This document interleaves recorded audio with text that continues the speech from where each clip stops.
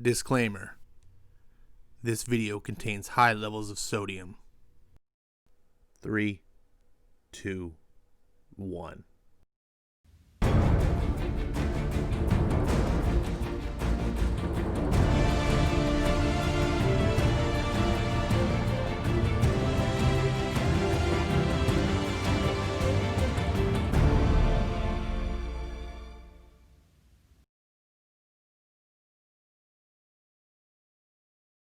What's going on, everyone? Welcome back to Ash on Comics. I don't even know where to begin on this one, so let's just get right into it. This is 4X number 4. There's been a big, long delay for this book because of the whole COVID nonsense.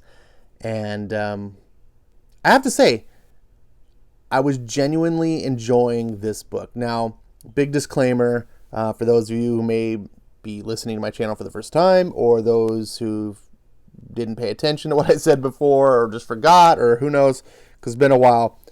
I think Dawn of X is a big load of horse shit.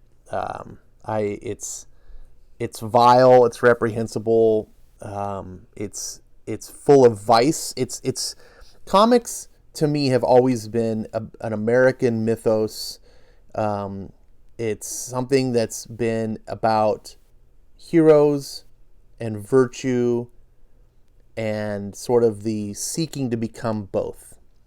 The opposite of virtue is vice, and X-Men has become that. X-Men has become the opposite of virtue. It's about a bunch of characters that are superior than other people because of their birth. Which echoes all sorts of, supremacist movements, from the Aryan Nation to Black Power to whatever. It's really troubling when you think about the metaphor that it represents.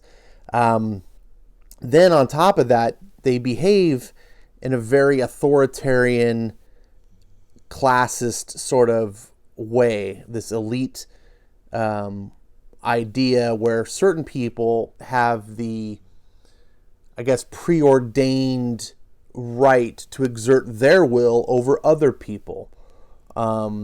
This is where almost all authoritarian cultures come from, whether it be Marxist or fascist or anything like that, is the idea that there's an elite group of people that know better than other people, and that you need to submit to their will. This idea, that you're not capable of leading your life.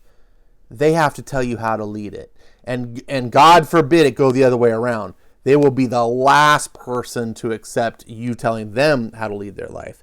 It's utter hypocrisy. Most normal, sane people are disgusted by this, which is why the West, for the most part, has moved away from authoritarian ideas. However, it's in human nature, and it pervades our culture, our governments, and it's creeping into society right now, because unfortunately, free societies breed laziness and complacency, and most people who enjoy liberty and just minding their own business and being left to their own devices don't want to get involved in other people's lives. And so when the people who are busybodies that do want to get involved in other people's lives do, the rest is sort of like, oh God. So anyway, that was a phone call right in the middle of my video. Reminds me that, Ash, you need to stop blabbing. Suffice it to say, modern comics does not represent the old school type of comics. Modern comics are written by people who don't view the world the same way as traditionally we have for hundreds of years in the West. And because of that, the characters they write don't view the world in the same way. It's interesting here, you see on this cover Dr. Doom, my favorite character in all of comics probably. Dr. Doom is a villain. Dr. Doom embodies the mentality of everything that I just spoke about, right? He is this guy who's like, look, I am better than everyone. I am I deserve to rule because I am the best. I am the smartest. I am the most powerful. I know what's best for everyone. I'm not going to listen to anyone else. Everyone's going to listen to me. Now, for how many years now? 50 plus years Dr. Doom has been around. We've always understood that's the bad thing. That's the villain. And yes, while we can sympathize with these ideas, because we always, all of us have that desire and temptation to be like, you know what, if only I was in charge. But we are taught that's bad. Even though we're tempted to have that, it's a bad temptation. This is what made Darth Vader such a great villain. But, okay, Ash, you're going way too in the weeds. No, really, this is important about this book. This is the theme of this book, is that Dr. Doom is not the villain. And that's the problem. We start off with Kraboom. Oh, if you've been following, by the way, Dr. Doom, all shit broke loose. Shit hit the fan, that's the term. On the last issue. Now, Chip Zdarsky is a guy that I have been selling hard. He's the best writer at Marvel. He's the writer of this book. He's writing Daredevil, which is the best book at Marvel. He wrote Spider-Man Life Story, which might be the best Marvel comic in the last 20 years. Bar none. Like, I am not here to shit on Chip Zdarsky, the Chip Zdarsky at all. I like Chip Zdarsky, and I'm going to continue buying stuff that he does. But I'm also going to call a spade a spade. And this book, while it has good qualities, because he didn't just forget how to write overnight, it's got some big problems. So anyways, shit hit the fan. In true, solid writing fashion, we've now entered the third act, the big conflict. Dr. Doom is now going to fight the X-Men and the Fantastic Four. Oh, Uncle Doom, you just can't help yourself from making things worse, can you, says Valeria. Dear Valeria, the Krakoans did that all on their own. I extended hospitality despite their illegal entry, and they repay my kindness. They ignored my orders and murdered a Latverian mutant. What's happening? Victor, what have you done? My God, I'll tell you what he's done. Doom's declared war on mutants. Now, first things first, this is one of my pet peeves in modern comics, the whole implied action. The modern comic writers, and I hesitate to say don't know how to write action scenes, because I have seen Chip Zdarsky do some wonderful stuff, but not here. This is the cheap modern hackery. I'm not going to actually do any action. I'm just going to say big splash page of characters in action poses. And so we can see the Doom bots, and we can see characters in action poses and go, ooh, look how cool that looks. And then we skip to what I normally call the white pages, but they're the blue and yellow pages. Oh, geez, we need 4 pages of this shit. Okay. And then Franklin, because Sue Storm is now the most powerful of the Fantastic Four, so she's got to dominate everyone. Damn it, Victor, what kind of game are you? Your son is safe. The procedure needs to see itself through, or he will lose any and all progress. I have his best interest at heart, Susan. Someone needs to. It's okay, Mom. So Doom is trying to fix Franklin, and the Fantastic Four have reluctantly agreed, because he seems to be the only person that can do anything. And then so he's got a force field, and they can't penetrate. I need to see this through, says Franklin. But Kitty Pryde is determined. I'm with you, Franklin. Frank, until the end of the line. Looks like I overrode your control powers, Doom. Control of my powers, Doom. Drop the force field or I'll phase through and fry your armor. Oh, Catherine, I warned you. I know your powers even better than you do. What? And so Doom does what Doom does, and I was like, right on. Thanks, Chip, for at least making Doom a badass. He doesn't tolerate shit, at least of all from freaking Kitty Pryde. And then Charles Xavier's like, Kate! What's happening? You can make yourself lighter than air, Catherine. So why not heavier than stone?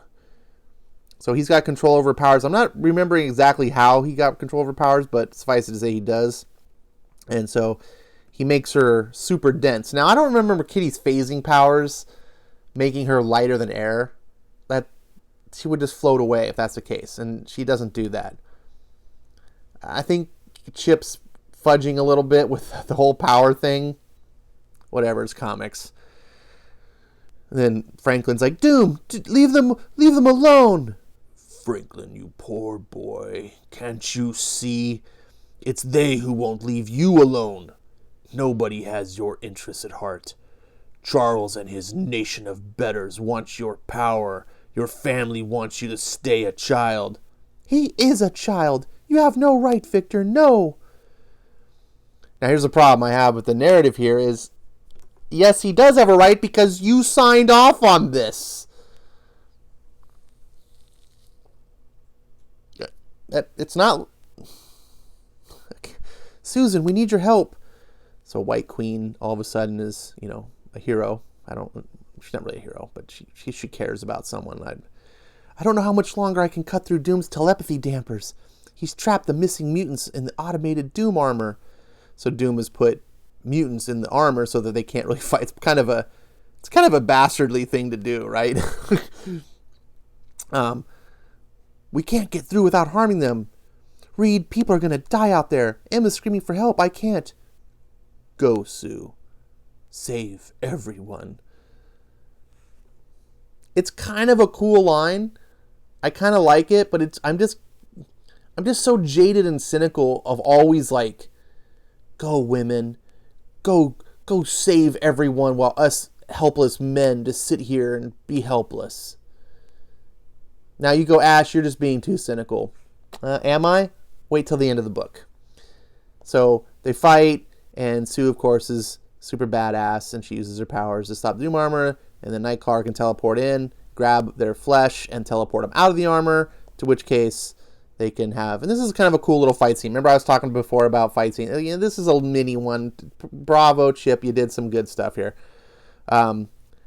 By that I mean, there's a narrative to the fight. You actually understand what's happening. There's a story, a conflict, and a resolution. You understand how the resolution works. That's how good fight scenes should be done. It shouldn't just be like, pow, bam, and it's just meaningless action. Anyways, this is the part that really... So Kitty Pryde's like, my powers turned into something I didn't know I was capable of. Being controlled by Doom. No,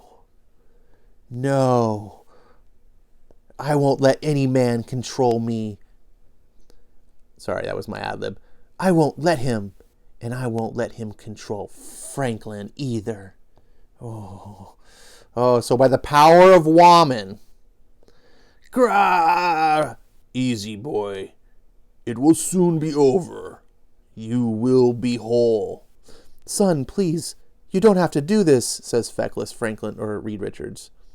Your father is right, Franklin. It's clear Doom has ulterior motives here. He's laying waste to mutants and humans alike in order to see this through.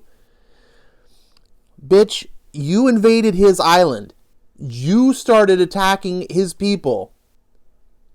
But like what we're seeing in Portland right now, as a bunch of hostile terrorists are attacking a federal building and then playing victim and saying, the feds are attacking us. Dude, you are on federal property trying to burn their building down and they're defending it. This is exactly what's happening here. The mutants are invading Doom's island, attacking his people, and then crying victim. Oh no! Oh, Doom is attacking us! People are... Uncle Doom, stop the process. No, I refuse to stop. You don't see what you can become, what we can. You're just like the rest of them. So Kitty Pryde, with the power of women, shows up. I don't care about anyone's autonomy, Doom. Grah! Yes.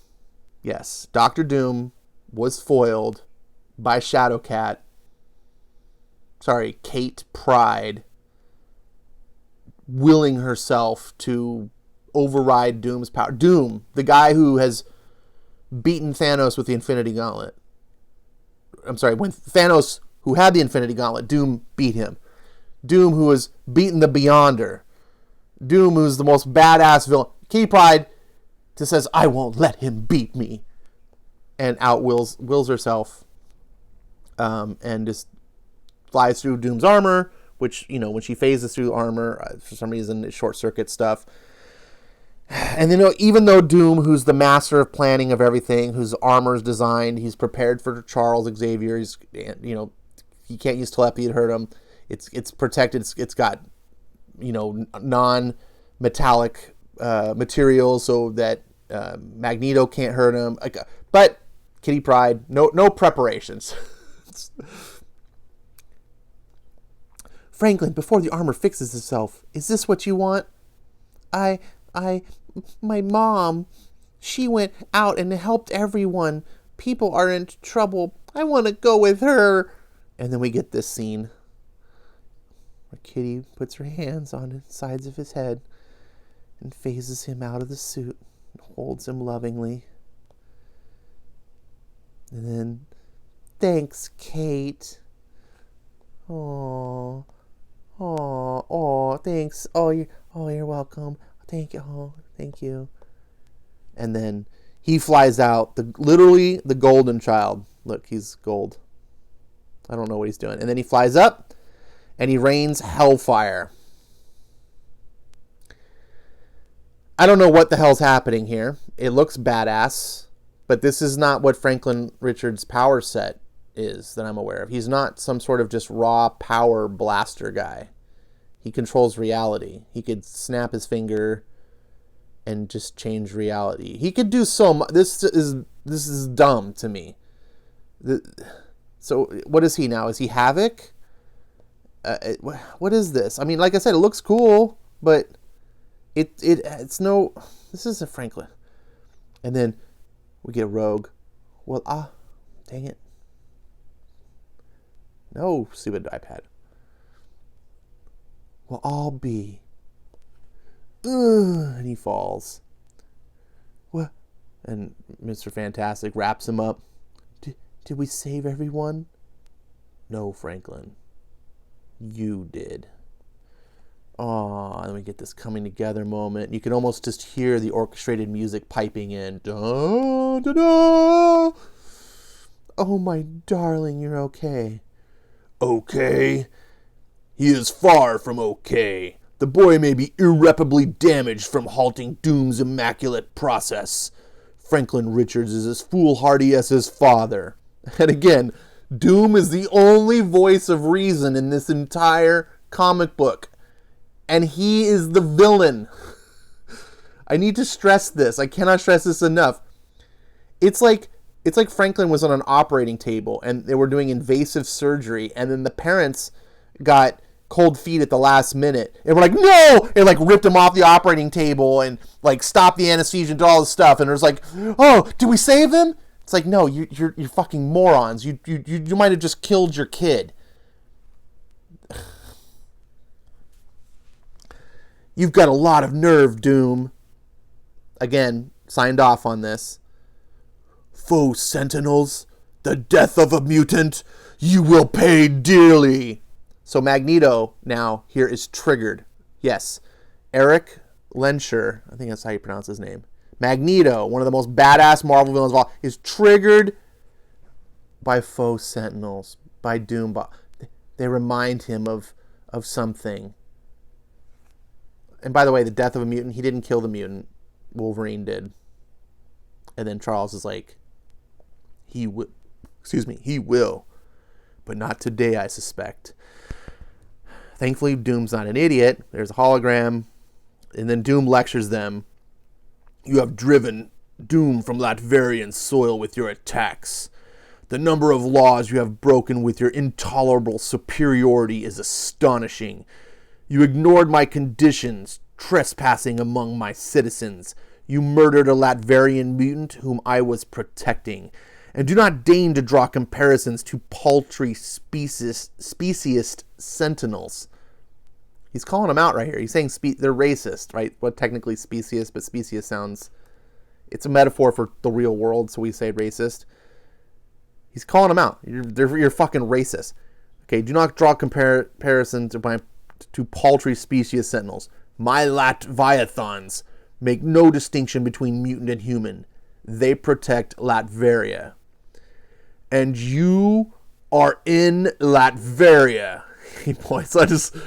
You would do well to leave before I bring this to the international community.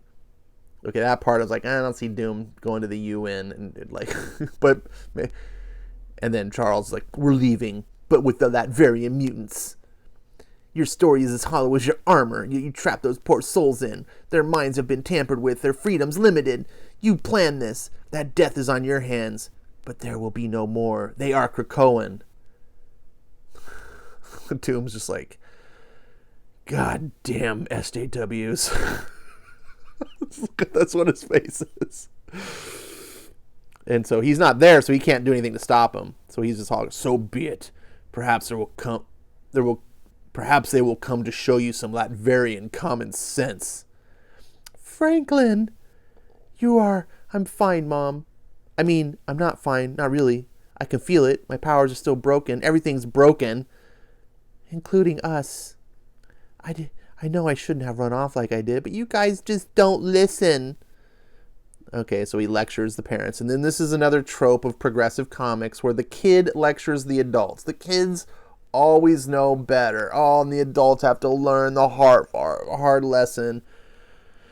Ugh. And then Susan's talking to Charles, and she's like, okay, we kind of, we were a little hasty. Maybe Franklin can go live with you. And Charles like, I was a little tactless, and, the gates are only a doorway away. So, and then Franklin's like, I love you guys, but you've been preparing me for this my entire life. And then Reed hugs him. Dad, I know, son. I'll let go. I'll let go soon. And this is a moment where I'm like, I know this is supposed to be heartfelt. I look at this and I want to feel heartfelt, but I just feel like everyone's a freaking moron. I sided with the Fantastic Four in the beginning when they were on it. It's like, dude, no, our kid is a minor. We are the parents. You have abducted him. We are going to get him. And I was like, badass, Fantastic Four. You are standing up against the entire mutant empire to get your... I was like, fuck yeah. And, some people are like, oh, but Franklin wants to go. Well, when Franklin's 18, he can fucking go do what he wants. He's a kid. And Reed Richards and Sue Richards are responsible for him. And you don't get to abduct him. But here they're just like, oh, we're wrong. We should have let our kid... I just feel like this is an analog for the whole children trans thing. And some people go, Asher, we're reaching way too far. And it's, am I? Am I really? Am I? This is a kid who's like lecturing his kids. I know what I want. I know who I am. And you're adults, my parents. I don't need you to tell me. This is what it's all about. And so you think it's the end, but not really. We get a blue page. And then we get an epilogue. And Franklin's on Krakoa. And his powers are still messed up. They can't fix him. But mysteriously on Krakoa, his powers don't drain as fast. And then Magneto and Xavier are like, oh, can we join you on your trip back to your family? So we catch Valeria talking to Dr. Doom. And it's kind of a cool exchange. I don't like Valeria, really. I think she's I don't like her. She's insufferable. I don't know if they're setting her up to be like a new female Doom character. I don't know. That would be cool if she became a villain, because she is kind of villainous. But I don't know. So they're having dinner time, and then Charles and Magneto show up, and we get this frickin' scene. It's probably kind of cool. It's like, well, look what the cat dragged in. My emo nephew and a couple of feds. We still wear human clothes from time to time, Grim. Human clothes? Man, you guys don't make it easy, do ya? And again, I'm not shitting on Zdarsky completely. He's got moments where I'm like, yeah, that's cool. Like, calling it out. I just need that. I need that in the story to have the author tell me Yes, I'm aware that these characters are villains and that they're bad. That's what I need. Because otherwise I just assume that the author's in on it and supportive, and it becomes like proselytizing comics. I don't know what to think about this. So Franklin's hugging his mom, and everyone's all happy again. But the real story here is Chuck and Eric come visit Reed. Oh, I didn't know you were coming back with Franklin. We wanted to talk to you about your mutant gene device. Of course, again, I'm sorry I did that. I was wrong. Mutant lives matter. The mutant gene it's who you are. I sometimes forget that this is someone who came into powers by accident. Did I say mutant lives matter enough? I can wear t-shirts. Do I need to lick some boots? Reed, we're not here for your apologies. The device you created not only cloaks the mutant gene. What are you? I can also cut the gene off, denying mutants their abilities. But I'd never. How did you know where to find? Charles, are you in my head? I am. You crossed a line, Reed, against your son, against all mutants. What are you doing? It's gone. I just removed your ability to remake the device. No matter how hard you think about it, tossing and turning in bed, trying to put the jigsaw puzzle together, it will always be missing pieces. This is mercy, Reed. Mercy for a man who doesn't understand the consequences of his actions. The old me, back when you and I were in the Illuminati, would take one more step after this. I would erase your memory of me doing this to you. But that was then. This is now. I want you to remember. This is not a game to us. This is our right to survive. You don't get to do what you want anymore, Richards. Your wild, unchecked actions are now being checked. Welcome to the new world. Dun, dun, dun. And then we get 3 white pages that are actually blue. That are the same thing, just showing, in case you didn't get it. Here's the design of the codex, and then it's fading away, and it's gone. The end. And that is FX. I hated this book. I hated it. I really enjoyed the first 3 issues, despite myself, because I hate Dawn of X, and that's why I gave that big long disclaimer at the beginning, because I wanted you to understand my feelings and my bias. You don't have to feel the same way as I do. I'm obviously going to try to persuade you of my position. That's the whole point of doing a video like this, but you're free. Everyone's free. I respect everyone having different thoughts, and I respect you if you want to persuade me to your position as well. But this is mine, and I wouldn't be doing you any favors if I wasn't being genuine, if I was making a video and just trying to be fake and trying to say what I thought people wanted to hear. But this is FX, and I'm really disappointed because I thought Chip was doing something special. I thought, even though I wasn't totally in love with it, I was like, wow, this is the best X books so far. It still is the best X book, sadly, but it's just like, yep, it just had to go down this same stupid path, and it's really subversive. That's what bothers me.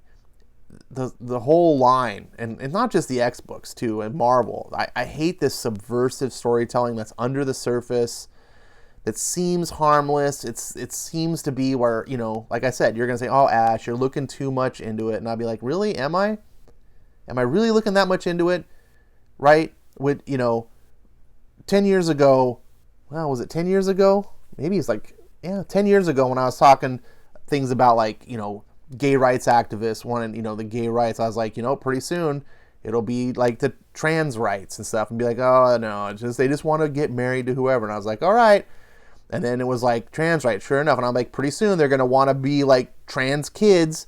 Oh no, Ash, you're just, it's not, you're just wait. They just want to be able to, be who they are. It's their right. And I'm like, I agree, it's their right, but I'm telling you, it's baby steps, or it's not going to stop at that. And sure enough, now we got trans kids, and kids being able to be changed and take take hormone therapy against their parents' wishes. And I was like, now it's going to be pedo rights. And sure enough, we're starting to see the first incursion. Oh no, Ash, you're looking too deep into that. No, this is how this works. This is how the progressive culture works. It's pervasive, it's subversive, and it just builds up slowly. And then once you accept it and you're like, okay, this is normal, then they push a little bit more and you go, okay, fine, I can accept a little. And then the next thing you know, you turn around and spend 10 years and your whole culture shifted. If I would have told you 10 years ago that the country would be on the verge of civil war and world war and economic collapse, and we're shutting down the country because of a virus that's only maybe twice as deadly as the flu, you would have been like, whatever, that's so stupid. And now here we are. Things can change in the blink of an eye. And you're like, Asher, this is a really political video. And I was like, well, I said before, it's the all political on my Ash Wednesdays. I don't want to be political, but this is me on this comic, and this comic is screaming these types of things to me when I read it. And again, I'm not coming into it with a bias against Chip Zdarsky, and hey, I want to like Chip Zdarsky. I think he's writing some of the best stuff in comics, but not this book. Not this book. So hopefully this didn't offend anyone or trigger anyone or set anyone off. If you made it this far in the video, thanks for putting up with me. Leave your comments down below, and I hope to have more discussions. Thank you for your time. I'll see you next time.